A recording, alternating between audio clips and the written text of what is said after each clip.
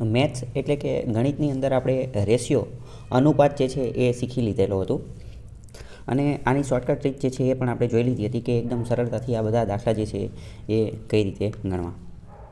આજે એના જ અનુસંધાનમાં આપણે બીજી થોડી વસ્તુ જે છે એ જોવાની છે. અહીંયા માની લો કે એ જેમ ઈ ગોતવાનું કીધું છે. એ જેમ બી બરાબર 33/23, બી જેમ સી બરાબર 46/27 અને સી જેમ ડી બરાબર 81.99 હોય અને ડી જેમ ઈ બરાબર 5/4 હોય તો આપણે એ જેમ ઈ જે છે એ ગોતવાનું છે. તો મેં તમને બહુ પહેલાં ચલાવેલું હતું કે જ્યારે પહેલું અને છેલ્લું ગોતવાનું હોય તો શું કરવાનું, તો કે પહેલું અને છેલ્લું ગોતવાનું હોય તો આ બધાનો ગુણાકાર કરી નાખવાનો અને આ બધાનો ગુણાકાર જે છે કરી નાખવાનો. તો ચલો આપણે જોઈએ કે બધાનો ગુણાકાર કરીએ. ચલો આ એ જેમ ઈ છે બરાબર, તો એ બધાનો ગુણાકાર કરીશું તો અહીંયા કોઈ રકમ આવશે અને અહીંયા જે છે એ કોઈ રકમ આવશે. પરંતુ મોસ્ટ ઇમ્પોર્ટન્ટ આપણે જ્યારે રેશિયો ગોતવાનો છે, ફોર એક્ઝામ્પલ માની લો કે અહીંયા જવાબ આવ્યો 150 અને અહીંયા જવાબ આવ્યો 300, તો આપણે તો રેશિયો ગોતવાનો છે. તો આપણે રેશિયો ગોતવાનો છે તો શું કરવું પડશે, તો 150 દૂ 300 થાય, 150 દૂ 300 થાય, 150 × 2 300 થાય. તો ઓરિજિનલ રેશિયો તો 1/2 બની જશે ને, તો કે હા ઓપેસ છે, બની જ જશે ને. મતલબ કે આ રકમ એનો અહીંયા છેદ ઉડી જશે, આ રકમનો આ બાજુ જે છે એ છેદ ઉડી જશે. બીજી એકાદી રકમ લઈએ, માની લો કે 900/45 જવાબ આવ્યો, 900/450 જવાબ આવ્યો, તો પણ છેદ ઉડશે ને, આ 0 0 ઉડી જશે અને આ 45 દૂ 90 જે છે એ જવાબ ઉડી આવશે, તો 2/1 જવાબ આવશે.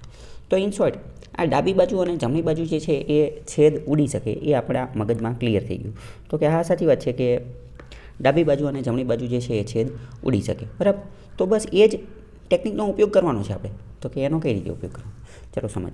તો મતલબ કે ડાબી બાજુ અને જમણી બાજુ જો છેદ ઉડી શકતા હોય તો અહીંયા આપણે ધ્યાનપૂર્વક જોઈએ તો આપણે આ બધાનો ગુણાકાર શા માટે કરવો જોઈએ, આ બધાનો ગુણાકાર શા માટે કરવો જોઈએ. જે ડાબી અને જમણી બાજુ જે ઉડતા હોય તો એને ઉડાડી પણ શકીએ ને આપણે. જેમ કે અહીંયા 23 દૂ 46, જેમ કે 9 તરી 27 અને 90 90 81 અને અહીંયા 11 9 99 અને અહીંયા 11 તરી 33 અને આ 3 3 પણ ઉડી ગયા. તો લાસ્ટમાં બચ્યું શું, તો કે લાસ્ટમાં બચ્યું 5/4.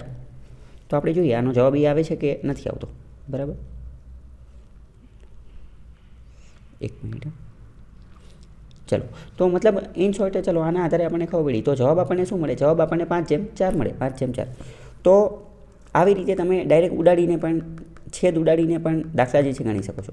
પણ મોસ્ટ ઇમ્પોર્ટન્ટ આમાં તમારે ધ્યાન શું રાખવાનું છે, આ 33 અને આ 46 આ બે ઉડે નહીં. આવી રીતે જો ઉડતું હોય, અહીંયા તો ભાગ ચાલતો નથી પણ એવી રીતે ન ચડે, ઉડે આમ ક્રોસમાં જ ઉડે. આ જે ડાબી બાજુ અને જમણી બાજુ જ ઉડે, ડાબી બાજુ અને જમણી બાજુ જ ઉડે. આ ઉપર નીચે કે એવી રીતે ઉડે નહીં, બરાબર. તો એનું ખાસ ધ્યાન રાખવાનું. ચલો એકાદો બીજો દાખલો પણ જોઈએ. બીજો દાખલો શું છે કે એ જેમ બી 4/5 ને એ બધું, બરાબર. આપણે કંઈ વાંચતા નથી, ડાયરેક્ટ એ જેમ ઈ પહેલાંથી છેલ્લું ગોતવાનું છે. તો હકીકતમાં રીત શું છે કે આ બધાનો ગુણાકાર કરી નાખો, આ બધાનો ગુણાકાર અને આ બાજુ પણ બધાનો ગુણાકાર, ડાબી બાજુ અને જમણી બાજુ બંને બાજુ બેના ગુણાકાર. પણ આપણે શું કરીએ તો કે આપણે ડાયરેક્ટ છેદ ઉડાડીએ, બરાબર. તો આ 5 દૂ 10. હવે જો અહીંયા 2 દૂ 4 એવી રીતે ન ઉડે, બરાબર. ડાબી બાજુ અને જમણી બાજુ જ ઉડે. તો 5 દૂ 10 થઈ ગયું, 5 દૂ 10, બરાબર.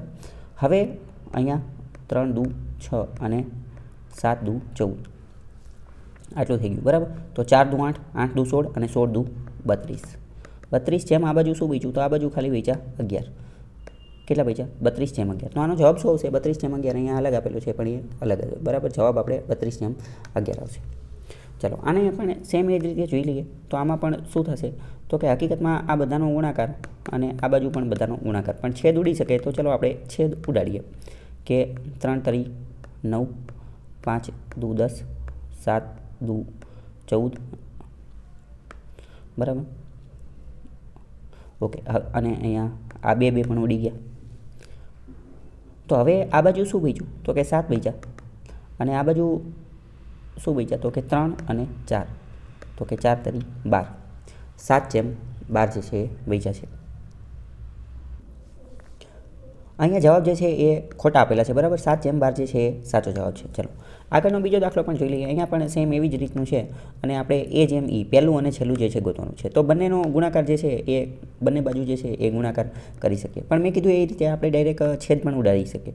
તો અહીંયા ચલો 3 દુ 6, પણ મેં તમને પહેલાં જ કીધું એવી રીતે ઉડે નહીં. ડાબી બાજુ અને જમણી બાજુ ઉડી શકે, બરાબર. તો 3 તરી 9 અને 5 તરી 15 અને 11 દુ 22 અને આ 2 તરી 6 અને આ 3 ઉડી ગયા. તો હવે કેટલા બચ્યા? તો હવે બચ્યા ખાલી 2/3 બચ્યા, 2/3 બચ્યા, બરાબર. તો આમાં પણ દાખલા જવાબ આઈ થિંક બધાના ખોટા છે, બરાબર. તો 2/3 જે છે એ સાચો જવાબ છે. પછી બીજો દાખલો જોઈએ. તો બીજો દાખલો કઈ રીતનો છે? તો કે આમાં પણ સેમ એ જ વસ્તુનો ઉપયોગ કરવાનો છે, બરાબર. પહેલું ને છેલ્લું ગોતવાનું છે. તો અહીંયા જો 4 દુ 8, પછી 7 દુ 14, 5 તરી 15, 3 તરી 9 અને 3 દુ 6 અને આ 2 પણ ઉડી જાય. તો કેટલા બચશે? તો લાસ્ટમાં 2/1 કેવું કંઈક બચશે, બરાબર. આ બાજુ તો કંઈ બચતું જ નથી. તો આવી રીતે આ બધા દાખલા જે છે તમે ગણી શકો છો. આ ટ્રીકનો પણ તમારે ઉપયોગ કરવાનો છે. ઇન શોર્ટ તમારા મગજમાં શું ક્લિયર રાખવાનું છે કે ડાબી બાજુ અને જમણી બાજુ જે આપેલું હોય, બરાબર, તો એનો તમે છેદ ઉડાડી શકો છો જ્યારે પહેલું અને છેલ્લું ગોતવાનું હોય ત્યારે, બરાબર. જેમ કે માની લો કે 9/14 આપેલું હોય, 7/27 આપેલું હોય, 8/24 આપેલું હોય અને 25/75 આપેલું હોય. હવે માની લો કે આ AB છે, આ BC છે, આ CD છે, આ DE છે અને A/E ગોતવું હોય તો આપણે હકીકતમાં રીત શું છે કે આ બધાનો ગુણાકાર કરવાનો અને આ બાજુ આ બધાનો ગુણાકાર કરવાનો. પણ ગુણાકાર કરીને પછી પણ છેલ્લે તો છેદ જ ઉડાડવાના છે.